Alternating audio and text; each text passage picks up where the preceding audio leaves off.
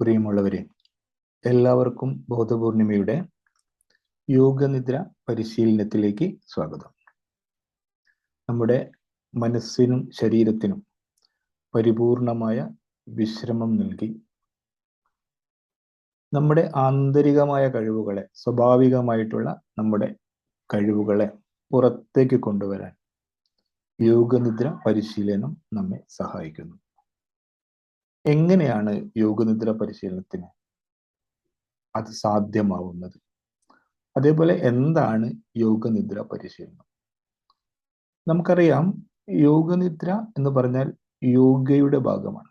യോഗ അഷ്ടാംഗ യോഗ എന്നാണ് അറിയപ്പെടുന്നത്. പതഞ്ജലി മഹർഷി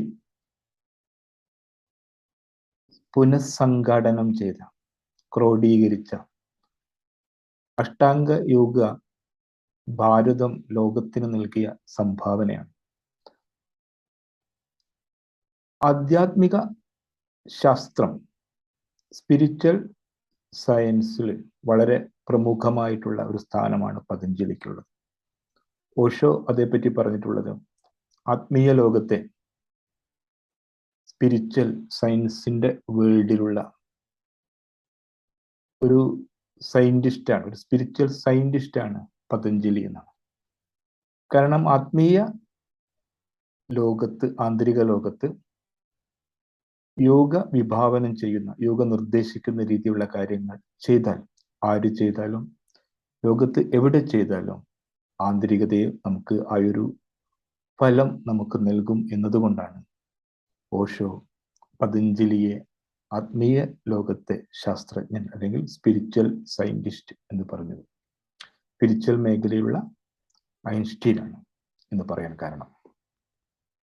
അഷ്ടാംഗ യോഗ നമുക്കറിയാം 8 അംഗങ്ങളോട് കൂടിയാണ്, 8 സ്റ്റെപ്പുകളോട് കൂടിയതാണ്.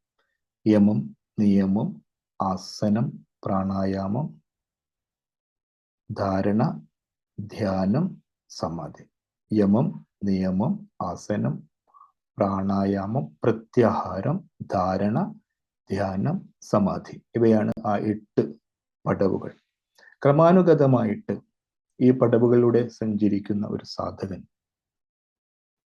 ക്ലേശങ്ങളിൽ നിന്ന് മുക്തിയിലേക്കും, മുക്തിയിൽ നിന്ന് പരമാനന്ദത്തിലേക്കും, ഫ്രം മിസറി ടു ബ്ലിസ്, ക്ലേശങ്ങളിൽ നിന്ന് സമാധിയിലേക്ക് ഒരു മനുഷ്യനെ, ഒരു സാധകനെ നയിക്കുന്ന ക്രമാനുഗതമായ വളരെ കൃത്യമായ സ്റ്റെപ്പുകളാണ് പതഞ്ജലി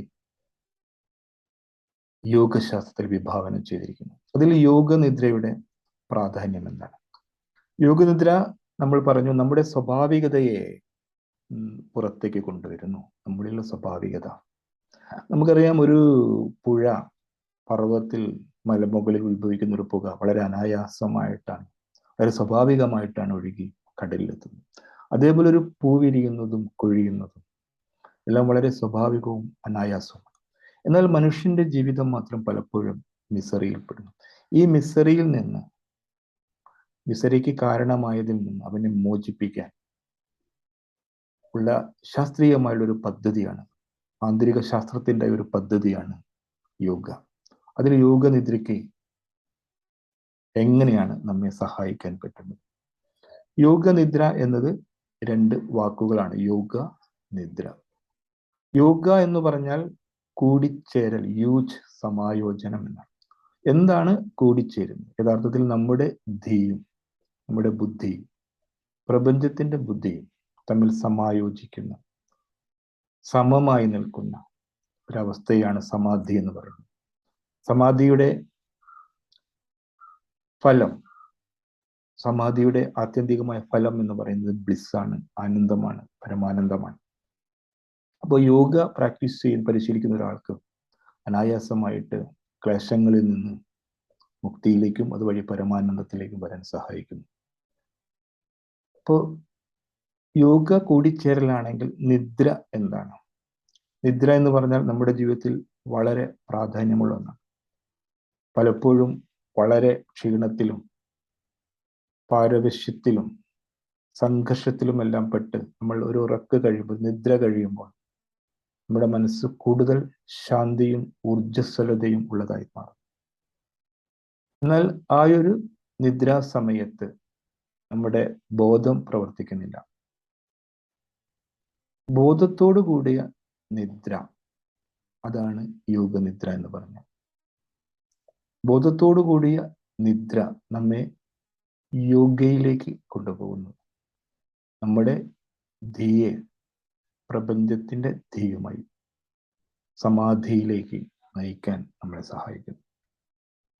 എങ്ങനെയാണ് ഇത് സാധ്യമാകുന്നത്?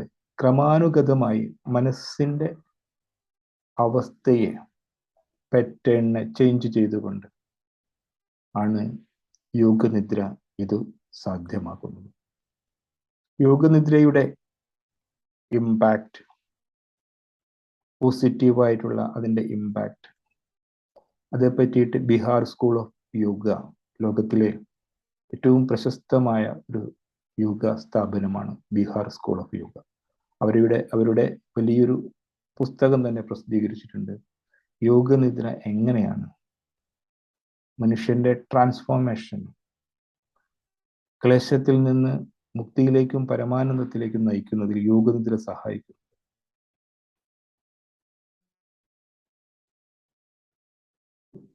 യോഗസൂത്രത്തിൽ പതഞ്ജലി ആദ്യമായിട്ട് പറയുന്നത് യോഗ ചിത്തവൃത്തി നിരോധ. അപ്പോൾ ചിത്തം എന്ന വാക്കിനെ യോഗ ചിത്തവൃത്തിയെ നിരോധിക്കുന്നതാണ്. നിരോധിക്കുക എന്ന് പറയുമ്പോൾ നമ്മൾ പെട്ടെന്ന് മനസ്സിലാക്കുക, അതിനെ നിയന്ത്രിക്കുക അല്ലെങ്കിൽ അടിച്ചമർത്തുക. നമ്മൾ ബാഹ്യലോകത്തിൽ നിരോധിക്കുക എന്നുള്ള വാക്കിന് എക്സ്റ്റേണൽ ഫോഴ്സിന്റെ ഒരു പങ്ക് ഉണ്ടാവും. എന്നാൽ ആന്തരിക ലോകത്തിൽ യഥാർത്ഥത്തിൽ സംസ്കൃതത്തിൽ നിരോധിക്കുക എന്ന വാക്കിന് സ്വയമേവ ഇല്ലാതാകുന്നതിനെയാണ്. അത് ചിത്തവൃത്തികൾ ഇല്ലാതായി മാറുന്നു. ചിത്തവൃത്തി ഇല്ലാതായി മാറുന്നത് ചിത്തവൃത്തിക്ക് കാരണമായത് ഇല്ലാതാവുമ്പോഴാണ്. ചിത്തവൃത്തി എന്ന് പറയുമ്പോൾ ചിത്തത്തെ നമ്മൾ മനസ്സ് എന്നാണ് സാധാരണ ട്രാൻസ്ലേറ്റ് ചെയ്യുന്നത്. എന്നാൽ ചിത്തം എന്ന് പറയുന്നത് മനസ്സല്ല. മനസ്സിന്റെ തന്നെ ഒരു ഭാഗത്തെയാണ് ചിത്തം എന്ന് പറയുന്നത്. മനസ്സ് എന്ന് പറയുന്നത് നമ്മുടെ അദൃശ്യമായിട്ടുള്ള ഒരു എൻറ്റിറ്റി ആണെങ്കിൽ, ഇൻടാഞ്ചിബിൾ ആയുള്ള എൻറ്റിറ്റി ആണെങ്കിൽ, അതിനെ ഉപനിഷത്തുകളെല്ലാം മനസ്സ്, ചിത്തം, ബുദ്ധി, അഹങ്കാരം എന്നാലായി ഭാഗിച്ചിരിക്കുന്നു. തന്ത്രയിൽ അതിനെ മനസ്സ്, ബുദ്ധി, അഹങ്കാരം എന്ന് മാത്രമേ. ചിത്തം മനസ്സിന്റെ ഭാഗം തന്നെയാണ്. എന്താണ് മനസ്സ്? മനസ്സ് 5 ഇന്ദ്രിയങ്ങളുടെ ശേഖരിച്ച ഓർമ്മകൾ കൂടിയാണ്. ആ ഓർമ്മകളെയാണ് നമ്മൾ യഥാർത്ഥത്തിൽ ചിത്തം എന്ന് പറയുന്നത്. മനസ്സിനെ പൂർണ്ണമായി ഇല്ലായ്മ ചെയ്യുകയല്ല യഥാർത്ഥത്തിൽ യോഗ ചെയ്യുന്നത്. നമ്മുടെ ഓർമ്മകളെ യാന്ത്രികമായി പ്രവർത്തിച്ചു കൊണ്ടിരിക്കുന്നു, നമ്മുടെ അനുവാദമില്ലാതെ പ്രവർത്തിച്ചു കൊണ്ടിരിക്കുന്നു നമ്മുടെ വൈകാരികമായിട്ടുള്ള ഓർമ്മകളെ, മെക്കാനിക്കൽ മെമ്മറീസ്, അതാണ് ചിന്തകൾ എന്ന് പറയുന്നത്. അതിനെയാണ് യഥാർത്ഥത്തിൽ യോഗ ഇല്ലാതാക്കുന്നത്. യോഗ പരിശീലനത്തിലൂടെ നമുക്ക് മനസ്സിന്റെ മുകളിലുള്ള നിയന്ത്രണം വരുന്നു. മെക്കാനിക്കലായുള്ള യാന്ത്രികമായുള്ള മനസ്സിന്റെ പ്രവർത്തനം നിലയ്ക്കുന്നു. അപ്പോഴാണ് മനസ്സിന്റെ മറ്റു കഴിവുകൾ, നമുക്ക് ജീവിതത്തിൽ ഉയരത്തിലേക്ക് പോകാനുള്ള, നമ്മുടെ കഴിവുകൾ പ്രകാശിപ്പിക്കാനുള്ള, നമ്മുടെ ആത്യന്തികമായിട്ടുള്ള നമ്മുടെ സാധ്യതകളെ അറിയാനുള്ള കഴിവ് നമുക്ക് ഉണ്ടാവുന്നത് ആ ഊർജ നഷ്ടം ഒഴിവാകുമ്പോഴാണ്. യാന്ത്രികമായിട്ട് നമുക്കറിയാം, ഒരു കമ്പ്യൂട്ടർ നമ്മൾ പ്രവർത്തിപ്പിച്ചുകൊണ്ടിരിക്കുമ്പോൾ നമുക്ക് ആവശ്യമില്ലാത്ത പ്രോഗ്രാമിംഗ്, നമുക്ക് ആവശ്യമില്ലാത്ത കാര്യങ്ങൾ ഡെസ്ക്ടോപ്പിലേക്ക് കയറി വരികയാണെങ്കിൽ നമുക്ക് പ്രവർത്തിക്കാൻ പറ്റും. മാത്രമല്ല, ആവശ്യമില്ലാതെ കമ്പ്യൂട്ടറിന്റെ ഊർജം, ബാറ്ററി ലൈഫ് തീരും, മെമ്മറി തീരും, അതിന്റെ എഫിഷ്യൻസി കുറയും. ഇത് തന്നെയാണ് നമ്മുടെ ജീവിതത്തിലും സംഭവിക്കുന്നത്.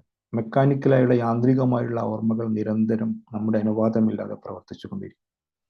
നമുക്കറിയാം, നമ്മൾ ആത്മശക്തി പ്രക്രിയ എന്ന ക്ലാസ്സിലെല്ലാം, തെറാപ്പി സെഷനുകളെല്ലാം ഈ ഒരു ഭാഗമാണ് നമ്മൾ കൈകാര്യം ചെയ്യുന്നത്.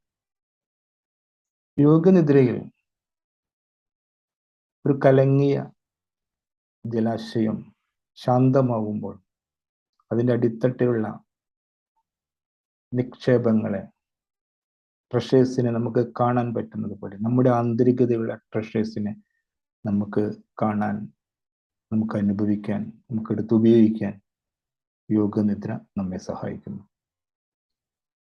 ബോധപൂർണിമയുടെ മനോലയ യോഗ എന്ന് പറയുന്ന ക്ലാസ്സിൽ യോഗനിദ്രയെക്കുറിച്ചുള്ള കൂടുതൽ കാര്യങ്ങൾ,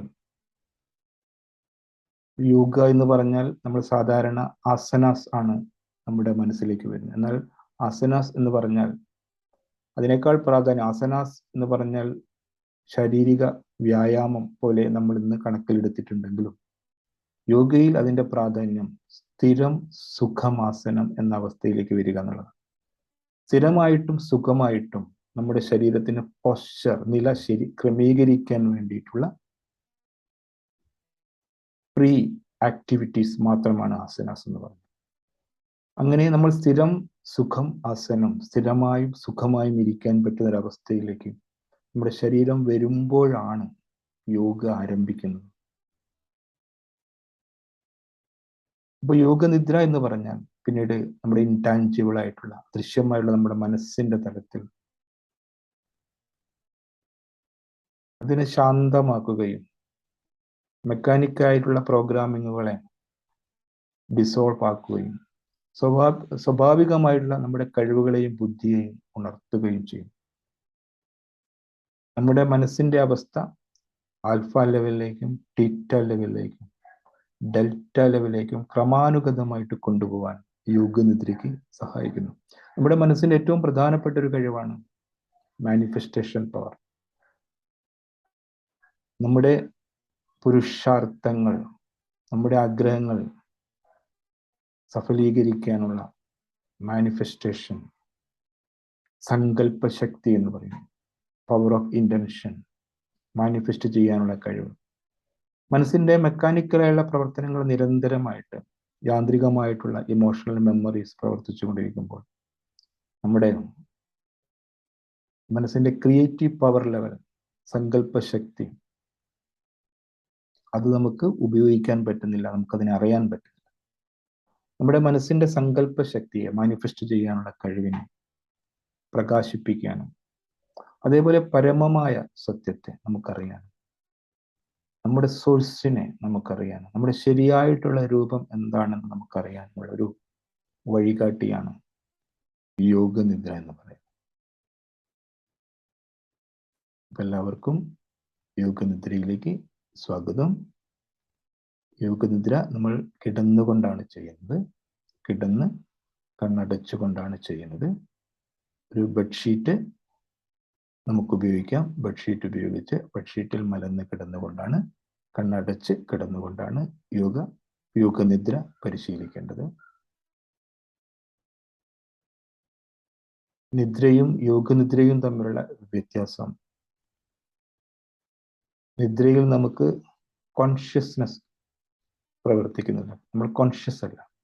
എന്നാൽ യോഗനിദ്രയിൽ നമ്മൾ കോൺഷ്യസ് ആണ്. നിദ്രയിൽ നമ്മുടെ മനസ്സ് പ്രവർത്തിക്കുന്നില്ല. എന്നാൽ സ്വപ്നത്തിന്റെ അവസ്ഥയിൽ, നിദ്രയിൽ നമ്മൾ സ്വപ്നം കാണുമ്പോൾ അവിടെ മനസ്സ് പ്രവർത്തിക്കുന്നു.